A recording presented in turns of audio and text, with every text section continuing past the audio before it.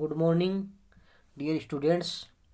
आप सभी का इस एजुकेशनल यूट्यूब चैनल पर हार्दिक स्वागत है।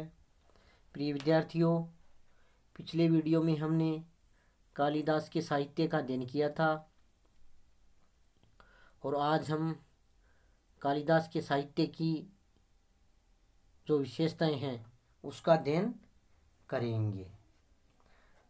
कालिदास ने अपने असाधारण काव्य रचनाओं से भारतीय साहित्य, विशेष रूप से संस्कृत साहित्य को काफ़ी समृद्ध किया है और उनके काव्य ग्रंथों में भारतीय संस्कृति के जो उच्चतम आदर्श हैं, जीवन मूल्य हैं, उनकी अभिव्यक्ति अच्छी तरह से हुई है। उनकी प्रमुख रचनाओं में 4 काव्य ग्रंथ हैं: ऋतुसंहार, कुमार संभव, रघुवंश और मेघदूत, तथा 3 प्रसिद्ध नाटक हैं: विक्रमोर्वशीय, मालविकाग्निमित्रम और अभिज्ञान शाकुंतलम। ये उनकी प्रसिद्ध रचनाएं हैं। कालिदास द्वारा प्रस्तुत मर्यादित व्यवस्था और संतुलित जीवन के आदर्श ने भारतीय धर्म और संस्कृति को विशिष्ट बल प्रदान किया गया है और समूचा जो साहित्य शास्त्र है उसको कालिदास ने अपने साहित्य से काफ़ी सुदृढ़ किया है। उनके साहित्य की प्रमुख विशेषताओं में है भाषा और छंद योजना। उनकी भाषा में प्रवाह है और उनके समूचे साहित्य में कहीं भी अनुपयुक्त शब्दों का प्रयोग नहीं मिलता है। उनकी भाषा और शैली अत्यंत ही परिष्कृत है। किसी विषय में लंबे चौड़े वर्णन में भी न तो कहीं भाषा में शिथिलता ही है और न ही सरसता का अभाव है। भाषा का माधुर्य, उसकी कोमलता, सुंदर वाक्य विन्यास आदि उनके साहित्य की प्रमुख विशेषता है। अपने विभिन्न काव्यों तथा नाटकों में घटना, रस एवं भावों के अनुकूल ही उन्होंने छंदों का प्रयोग किया है और अपनी छंद योजना का उन्हें इतना अधिक ध्यान रहता था कि जहाँ कहीं भी रस और भाव में परिवर्तन होता था वहीं उसी के अनुरूप उन्होंने छंद भी परिवर्तित किए। दूसरी उनकी विशेषता है निरस विषयों में भी सरसता। कालिदास ने अपनी अनुपम कल्पना शक्ति और काव्य प्रतिमा से नीरस और शुष्क विषयों में भी सरसता पैदा की है। वेद, पुराण, इतिहास, दर्शन आदि विषयों को जिन्हें अन्य कवि साहित्यकार नीरस समझते रहे हैं, वहीं उनमें भी कालिदास की लेखनी से अत्यंत सरस और आकर्षक बन गए हैं। ऋतुसंहार में ग्रीष्म के तपते हुए दिनों में जो सूखे वृक्ष हैं उनमें भी उन्होंने सरसता पैदा की है। उनकी तीसरी विशेषता है रूपक और उपमाओं का प्रयोग। उन्होंने अपने साहित्य में नवीन उपमाओं एवं रूपकों का भी प्रयोग किया है जो कि साहित्य प्रेमियों को आनंदित करता है।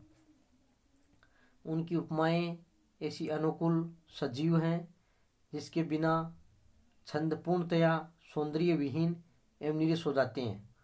उपमाओं के प्रयोग में कालिदास ने प्रकृति के प्रत्येक अंग को छुआ है और उसका वर्णन भी किया है, जैसे गंगा की कलकल करती हुई लहरें, चंद्रमा की शीतल चांदनी, तारों की जगमगाहट, खिलते हुए कमल का सौंदर्य आदि उपमाओं से उन्होंने अपने रचनाओं में नवीनता पैदा की है। प्रकृति के साथ तादात्म्य में, यानी प्रकृति अपनी जो साहित्यिक रचनाएं हैं उनमें प्राकृतिक दृश्यों का काफ़ी समावेश किया है। अभिज्ञान शाकुंतलम के प्रथम अंक में चंचल हिरणों की क्रीड़ाएं, शीतल छाया प्रदान करने वाले कदम और नीम के वृक्ष आदि सभी पाठकों के समक्ष आते हैं और निर्जीव और जड़ पदार्थों में भी सजीवता पैदा करते हैं।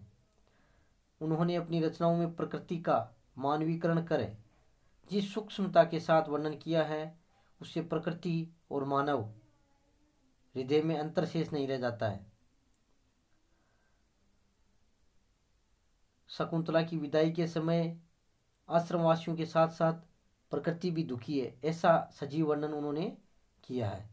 मेघदूत में भी कवि ने मानव और प्रकृति के बीच घनिष्ठता प्रदर्शित की है। इस प्रकार उनकी रचनाओं में प्रकृति और मानव के बीच घनिष्ठ संबंध दृष्टिगोचर होते हैं। अन्य विशेषता है मानवीय भावनाओं का चित्रण। उन्होंने अपनी रचनाओं में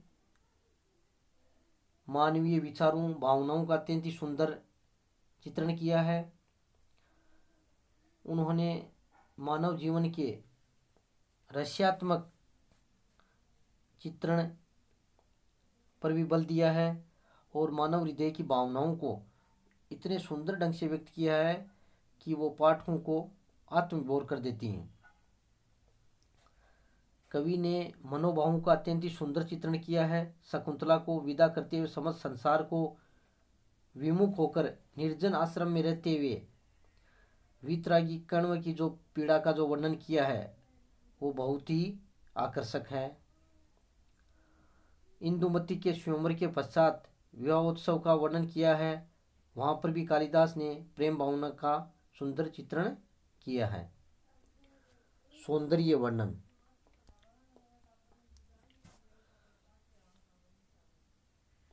उन्होंने अपने ग्रंथों में प्रकृति और नारी के सौंदर्य का काफ़ी अच्छा वर्णन किया है। कुमार संभव में हिमालय पर्वत की शोभा वर्णन, रघुवंश में वशिष्ठ ऋषि का तपोवन तथा त्रिवेणी के सौंदर्य का वर्णन और ऋतु संहार में सभी ऋतुओं के सौंदर्य का वर्णन अत्यंत ही आकर्षक है। मेघदूत में भी प्राकृतिक सौंदर्य का वर्णन बहुत ही सुंदर हुआ है। अभिज्ञान शाकुंतलम नाटक का प्रथम अंक तो प्राकृतिक दृश्यों के चित्रण से पूर्ण रूप से भरा हुआ है। इस प्रकार वे प्रकृति सौंदर्य के महान उपासक कहे जा सकते हैं। प्रकृति सौंदर्य के साथ साथ उन्होंने नारी सौंदर्य का भी वर्णन किया है, जो उनकी रचनाओं से हमें पता चलता है। उन्होंने सौंदर्य के साथ साथ मर्यादित व्यवस्था और संतुलित जीवन का आदर्श प्रस्तुत किया है। इस प्रकार कालिदास संस्कृत साहित्य के महान कवि एवं नाटककार थे। उन्होंने अपने समय के अनेक कवियों को पीछे छोड़ दिया है और उनके बाद के जो कवि हुए हैं उनमें भारवी, भट्टी, माघ आदि सभी पर कालिदास के साहित्य की स्पष्ट छाप दिखाई देती है और समूचा सौंदर्य साहित्य कालिदास के सौंदर्य दर्शन पर ही टिका हुआ है।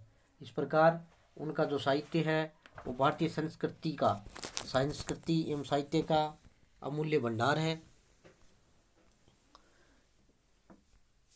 इस जो कालिदास के साहित्य की जो विशेषताएं हैं उन पर एग्जाम्स में कई बार क्वेश्चन पूछे जाते हैं, इसलिए इस वीडियो को सुनने के बाद आपको इनके PDF नोट्स का भी अध्ययन करना है। इसी के साथ साथ बहुत बहुत धन्यवाद।